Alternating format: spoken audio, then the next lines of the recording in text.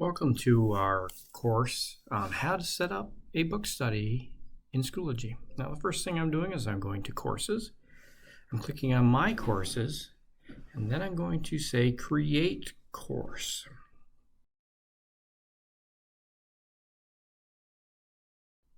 And here I'm going to title whatever the title of my book study is.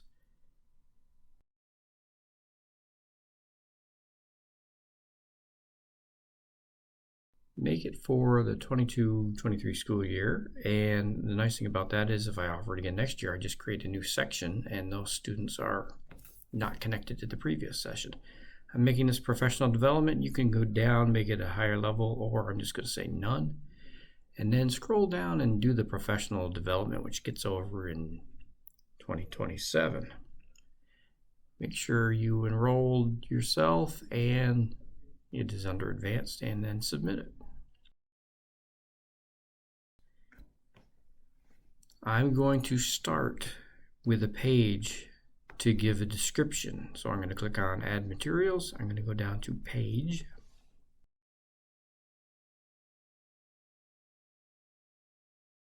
And so for this book study description, you're of course going to have to title this. Things you're going to put here, maybe this is your syllabus, you're giving instructions on how the course is going to go. I'm not going to put the dates here. I'm going to do that in a different spot for when things are due. And I have some content I'm going to just paste in. And just like many of these on-screen editors, you have lots of choices in font size and inserting images and content. I'm going to paste in my information that I just copied from another course. And I want to show some options at the bottom of the page. The main one we're looking for is the last one. So you can get these down here, so you can assign it to individual, you can publish it so people can see it or not see it. That's the on-off toggle.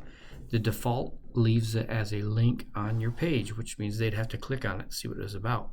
I'm going to go back to edit that, and I'm going to change that last option and make it inline. So now it is on the page, so they can't ignore it. It is there. They open the course, there it is. Okay, now I'm going to do the schedule. I'm going to go back and add another page. And then I'm going to title it. And again, I have the information already, so I'm just pasting it in to save some time. And this one, I definitely want to make this show up on the page. So I'm going to click that last little option down there and then say create. And now if I scroll down, I'll see that since I created it second, is at the bottom. After the first class, I'll probably go back in, edit this, and make that so it is just the link so that they don't have to keep scrolling over that whole long thing. So here's how it looks now. The next step is making folders. So for making folders, again, I'm going to go to Add Materials, and it's the very top option. Once you've selected to make a folder, you can name that folder. And you can pick a color for that folder if you want to do some color coding. You do not need to add a description. You can time the folder to open if you want, or you could change the visibility by default. I'm just going to leave it alone. If they see the folder, they see the folder. I'm sure they know there are chapters in the book. I'm going to just proceed to make a second folder. So if I'm going by chapters 1 and 2 first, and this will be a 3 and 4, and I can choose a different color and just keep clicking create and creating my folders. And I love how you can structure Schoology this way. You could do anything you want as far as folders, or you could just make all the discussions on the main page if you wanted to skip doing folders. And if you get them out of order, you can simply drag them into the order you wish them.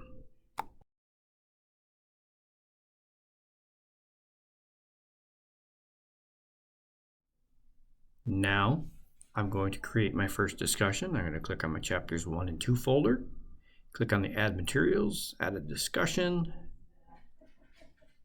and the first thing I'm going to have to do is name it, and I'm probably going to just follow along with what I normally do and say chapters 1 and 2 discussion.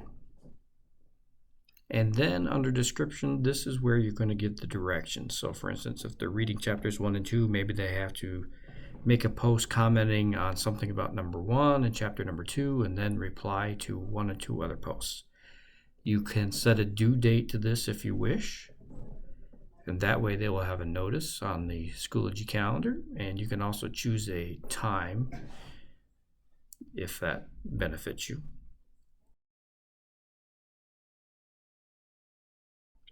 Definitely, if you want to keep track of these and have the gradebook keep track of these, enable grading with that check mark. If you're having them do 3 different things, make it worth 3 points. That's what instead of 100%. And then you can choose your category.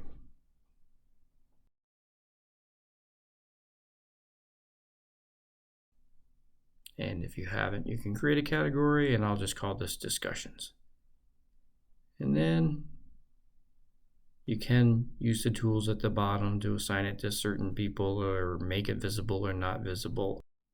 I'm going to choose the option that does not allow the poster to see the other posts until after they do their post. That keeps them from copying, so to speak, although they can turn around and edit that post right after they submit it.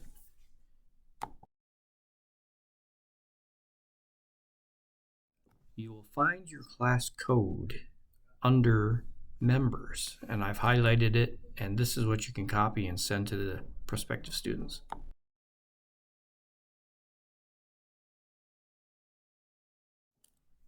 Now, the students are going to go to courses. They're going to go to My Courses. They're going to click on Join a Course, and they're going to paste in the code that you gave them. If they haven't already got an account, they'll have to create a student account.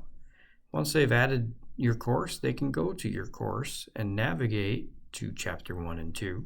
After, of course, they've read all the other stuff that you've posted, because that's very important.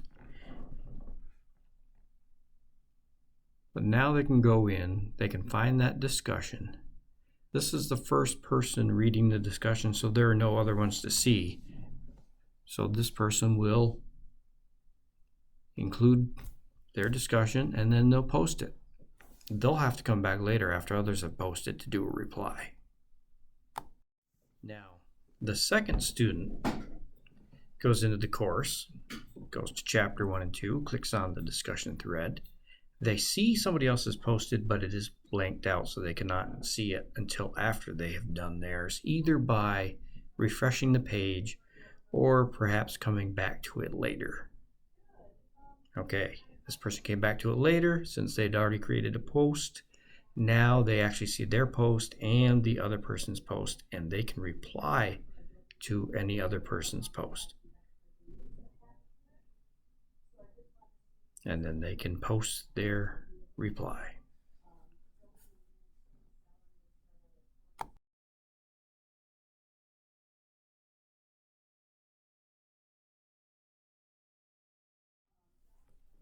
As the teacher now, you can go to that discussion. You can see how many posts you have not read. Click on the discussion, scroll down, and you will see under Highlight User that I've had 2 students add to the discussion and 1 who has not. You can also see the number of unread discussions you have in that group. So you could read these discussions, and then if you do not like a discussion, you can actually click on the little gear and delete that discussion if it's inappropriate or whatever. But the other option is you can grade the discussion and give a comment. And of course you have the option of showing it to the student, which I would highly encourage. So if I said this is worth 3, this person's only getting 1 out of 3 because they did not complete all of the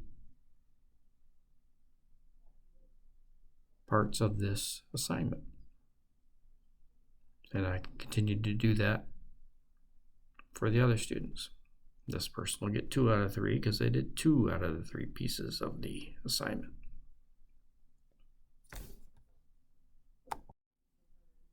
Then, if you wish, under the gradebook, over on the left, since we made this a gradable discussion, it adds that to the gradebook, and you can see at a glance, out of 3 points, how many each of your class students have done.